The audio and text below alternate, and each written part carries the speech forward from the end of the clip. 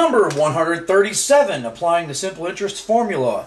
Here is a simple interest formula, and each part here just stands for something different. I stands for the simple interest, meaning the amount of interest that's earned or paid during this particular time period. Now, T will always be in years for this formula, and R is obviously the interest rate, and P stands for the principal amount. If you know Latin, or if you know Spanish, primero means first, and that starts with a P, so typically that's why we know that principal stands for something that happens in the beginning. Alright, let's take a look at a very simple example so you can see why the formula is what it is.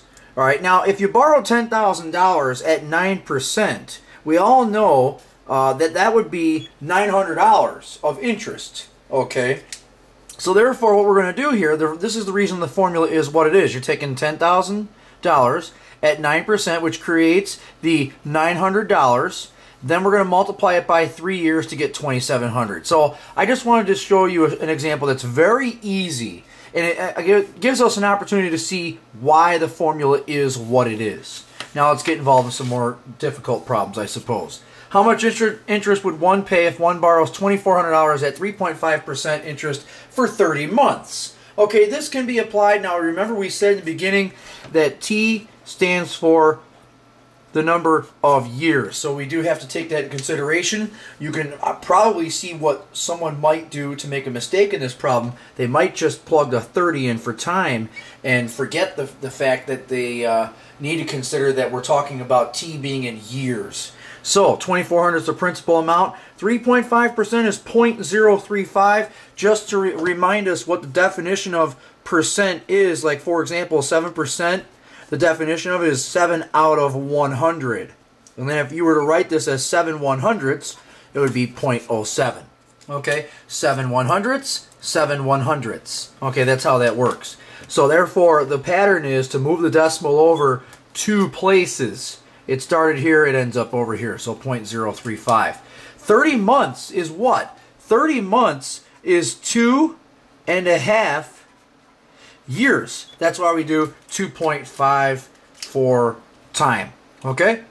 And then therefore you just multiply all this out, you get 210. So $210 would have been the total amount of interest that would have been earned or paid during those 30 months.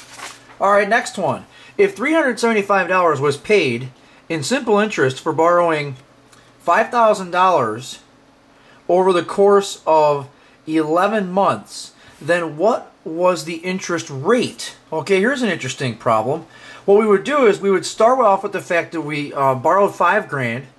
So $375 was paid in interest. So notice how the $5,000 goes in for the principal and the $375 goes in for the simple interest. Okay, R is left by itself because that's what we're trying to find out the interest rate. 11 months. Look at this, 11/12. Because remember, T is the number of years. Therefore, 11 months is 11/12 of a year. So then we're going to multiply all this together. 5,000 times 11/12 is going to be 4583.33, and that's equal to 375. We divide both sides by 4583.33, and you're going to get this terminating decimal point 81818181. Well, that is going to be, and excuse me, I think I may have made a mistake here. I think there's supposed to be a 0 in front of there. And let's just run this one more time. I'm pretty sure 4583.33.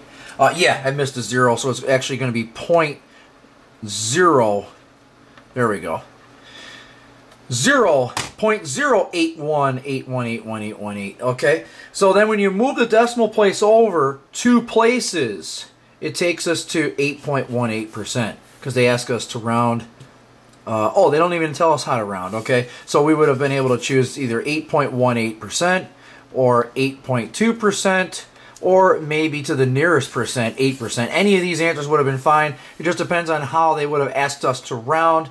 Typically, you're going to go to the nearest 100th of a percent, but nonetheless, we're in good shape. And oh, by the way, notice how at this point I used the equal sign, but here when I rounded off, it was approximately. So that's why we used approximately. And actually, I should have had approximately in between here too. So, what are you going to do? Life goes on. Next one. Whew. If the loan of $67.55 paid $472 at a rate of 3%, then how long was the loan rounded to the nearest month? Okay, this is going to be an interesting problem because remember T is in years in the formula. So we plug in everything we know. We know the 472 is here, 67.55, 3%, 0.03. Bam. Multiply this together, 202.65. Then we divide both sides by 202. Now this gives us T is 2.329138909 years. Okay? This is not answering the question. They ask us round to the nearest month. Then it says what we have to do is we have over 2 years. We have over 2 years. However, we need to round to the nearest month. Let's find out how many months past 2 years that in which we are dealing. Months past 2 years is 0.32. So this 0.3291, we're going to multiply that by 12. This is like 32.9% of another year.